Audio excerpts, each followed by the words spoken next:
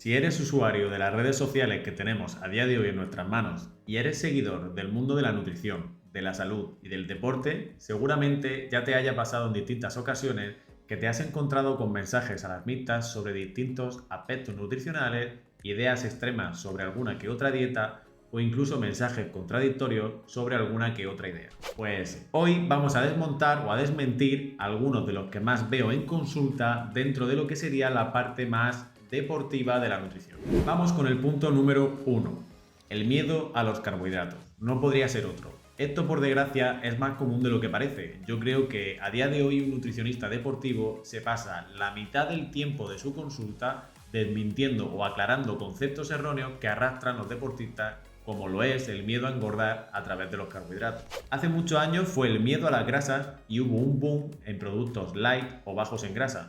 Y ahora está el miedo a los propios carbohidratos.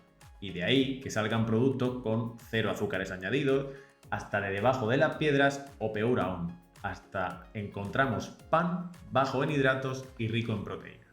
No lo llames pan. Lo cierto es que mirando con la perspectiva de la nutrición deportiva, las medallas no se ganan comiendo grasa, sino que se ganan comiendo carbohidratos. De hecho, tu cuerpo es mucho más eficiente obteniendo energía a través de los carbohidratos que a través de la grasa. Principalmente porque quemar esa grasa necesita más moléculas de oxígeno que para quemar los propios carbohidratos. De manera que podríamos decir que los carbohidratos reducirán tu fatiga y mejorarán tu resistencia física. Los carbohidratos no van a hacer que engordes. De hecho, eso lo va a marcar tu propio balance energético. Es decir, si tus calorías ingeridas están por encima o por debajo de las que gastas al cabo del día. Por lo tanto, debes periodizar los carbohidratos en función de ese ejercicio y actividad física diaria. Y así dejar de tenerle miedo a esto, porque lo que realmente debe darte miedo es no practicar ejercicio físico. Punto número 2. ¿Qué suplementos me tengo que tomar para rendir o para recuperar mejor? Lo cierto es que esta pregunta no está bien formulada, ya que un suplemento o ayuda ergogénica, como su propio nombre dice, solo será una pequeña ayuda.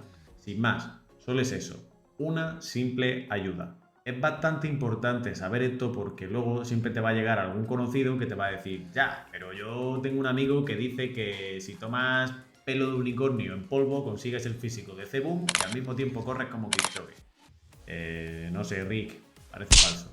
De eso nada, la base por la cual tú notas que estás rindiendo mejor que nunca y que terminas un día en el que has tenido una doble sesión de entrenamiento y al día siguiente estás listo de nuevo para tener otra doble sesión, esa base te la dará tu planificación nutricional. Te la dará el hecho de que tengas bien planificada tu semana de trabajo con días de mayor o menor cantidad de calorías o nutrientes, pero en definitiva un plan personalizado a tus necesidades. De nada servirá que uses 10 suplementos al mismo tiempo si luego no haces una buena carga de hidratos para tu partido. Si no recuperas tus reservas de glucógeno muscular y hepático, nada más terminar ese esfuerzo.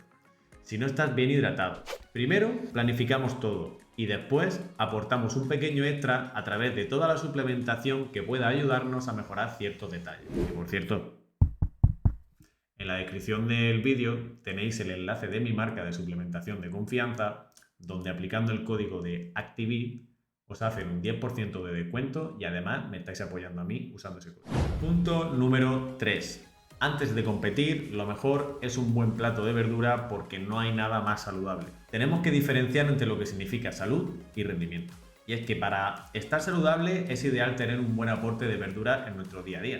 Pero para rendir hay ciertos momentos como lo son la hora previa antes de esa competición o de ese partido en los que no es para nada recomendable una ingesta de verdura. Y esto es por dos motivos muy simples.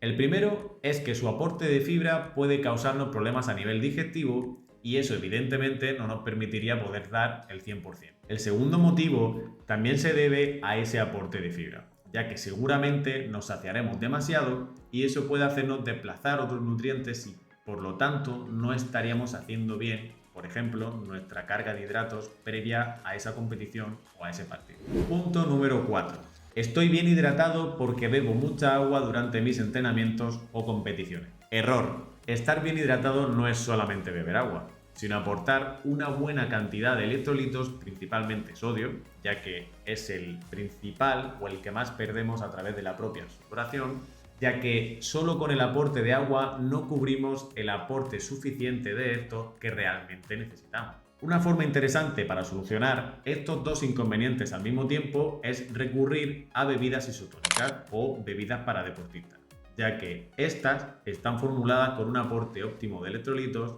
agua y además nos aportarán una cantidad de carbohidratos de rápida absorción que depende en qué momentos puede ser bastante interesante. Punto número 5. ¿Comes suficiente para ese día de competición? Yo desayuno fuerte y listo. Para llegar fuerte a esa competición es importante que en función del deporte, claro está, desde los días previos a la competición hagamos especial hincapié en el aporte de carbohidratos para llegar con unas reservas de glucógeno muscular y hepático óptimas. Y digo en función del deporte porque no siempre va a ser esta la solución. Dile tú a un corredor de 100 metros lisos que haga una carga de hidratos para un esfuerzo que dura aproximadamente ¿qué? 10 segundos. No va a tener ningún tipo de sentido. Eso sí, por lo general, esto será algo a tener en cuenta en la gran mayoría de casos. Punto número 6. Menos grasa corporal no siempre es mejor. Diferenciemos en este caso entre lo que es estética o rendimiento. Cada deporte exige unas condiciones físicas. Por ejemplo, pocos corredores de larga distancia conocen que tengan el cuerpo de un culturista. Pero es cierto que muchas veces se tiende a priorizar lo estético por delante de lo realmente óptimo para el rendimiento del deportista. Esto por desgracia es bastante más común de lo que parece, ya que la figura del deportista a día de hoy se ve bastante influenciada o presionada incluso por la figura de un cuerpo ideal, y esto muchas veces se desvía al propio deportista de lo que realmente debería de ser su objetivo a nivel físico. Menos grasa corporal no siempre es mejor. Si bien es cierto que en muchos casos un pequeño ajuste en la composición corporal del propio deportista puede ayudar a mejorar su rendimiento, pero hay que tener en cuenta que en el caso de que la grasa corporal no se debe nunca de llevar al extremo. De hecho, en el caso de las mujeres deportistas, a partir de aproximadamente el 12% de grasa puede verse alterada su función hormonal. Su capacidad de producir estrógenos puede verse reducida considerablemente, por lo que es cuestión de tiempo la aparición de lesiones o de la famosa triada de la mujer deportiva. Punto número 7. Del mismo modo que no siempre menos grasa corporal es mejor, más músculo tampoco va a ser siempre mejor.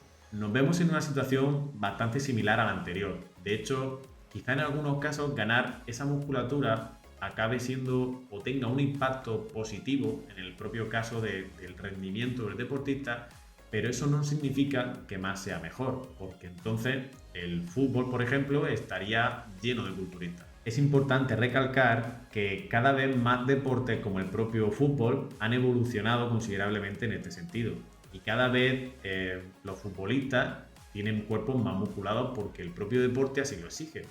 De hecho, si te das cuenta, el juego es cada vez más vertical, tiene un mayor número de carreras, mayor cambios de ritmo a altas velocidades, los partidos tienen una duración aún mayor y otra serie de características en el juego. Pero tener más músculo no significa tener más fuerza aplicada a ese deporte. Por lo tanto, dentro de esa posible ganancia de masa muscular coherente que podría venirle bien al jugador o al deportista, debemos entender que no se trata de hipertrofiar sin sentido, sino de ganar musculatura que sea útil para su juego, teniendo en cuenta que podríamos pasar un límite en el que a partir del cual sus capacidades no solo no mejorarían, sino que algunas, como posiblemente su aceleración o cambio de ritmo, pueden verse bastante reducidas. Punto número 8. El gluten inflama y lesiona. Esta es una de las modas actuales dentro del deporte profesional. De hecho, os voy a subir un short en el cual un futbolista precisamente comenta que desde que él ha dejado el gluten, dice que vuela literalmente sobre el campo. Y lo cierto es que si no eres celíaco o presentas alguna sensibilidad al gluten, no tienes ni un solo motivo por el que eliminarlo de tu dieta. El mensaje que se ha hecho eco de que los cereales integrales por su contenido en gluten inflaman o lesionan a los deportistas no es cierto. De hecho, la propia evidencia científica demuestra más bien todo lo contrario, que pueden llegar incluso a tener un efecto más bien antiinflamatorio. Pero entonces, ¿de dónde viene este mito o este bulo? Pues principalmente viene de que aproximadamente el 60% de las personas nos autodiagnosticamos a nosotros mismos y el 40% restante lo diagnostican personas no cualificadas como naturópatas, coach, vendehumos varios o incluso algún familiar o alguna persona cercana que por el propio hecho de sentir que a él o a ella le ha funcionado quitarlo de su dieta, te va a recomendar que tú también lo debes hacer. Y por si te lo estás preguntando, estos datos no me los invento yo, los dice este estudio. Punto número 9. Los lácteos inflaman. Como no podía ser menos, si el gluten es un problema, los lácteos y sus componentes también debían de serlo.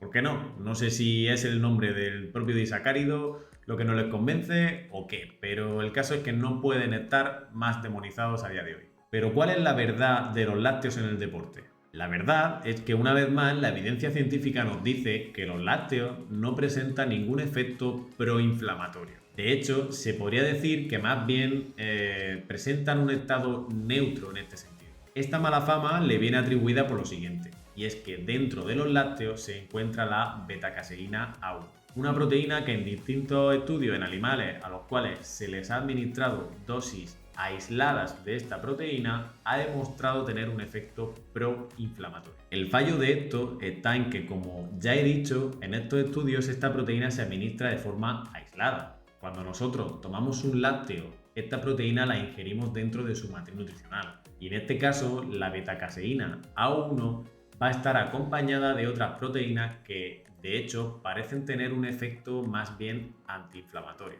Por lo tanto, como hemos dicho antes, presentan un efecto más neutro o incluso un ligero efecto antiinflamatorio. Punto número 10. Yo hago dieta cetogénica para rendir mejor. No, no y no. Puedes hacer dieta cetogénica por algún otro motivo, pero no me puedes decir que lo haces para rendir. Una dieta cetogénica se basa en precisamente limitar mucho la ingesta de carbohidratos, dando un mayor protagonismo a la ingesta de proteínas y de grasa. Casualmente, los carbohidratos son tu principal gasolina para la práctica de ejercicio físico, por lo que no tiene ningún tipo de sentido practicar dieta cetogénica con el objetivo, repito, de rendir mejor. Como hemos dicho antes, tu cuerpo es más eficiente sacando energía de los carbohidratos que de la grasa, y ni hablar de las proteínas. Así que lo ideal va a ser siempre periodizar su ingesta. Es decir, en función de los entrenamientos, competiciones, dobles sesiones o la actividad física que pueda surgir en el día a día, daremos una mayor o menor cantidad de esto al deportista. Pero desde luego, mantener una dieta cetogénica a diario siendo deportista y sobre todo haciéndolo con la idea de mejorar tu rendimiento no tendría ningún tipo de sentido. Esto es todo por hoy, equipo. Espero que os haya servido de ayuda y sobre todo que os haya aclarado algunas de estas ideas, ya que muchas veces escuchamos día tras día mensajes que se alejan mucho de la realidad o que incluso a veces son contradictorios y solo acaban confundiéndonos un poquito más. Muchas gracias por ver el vídeo, dale like, suscríbete y nos vemos en el próximo.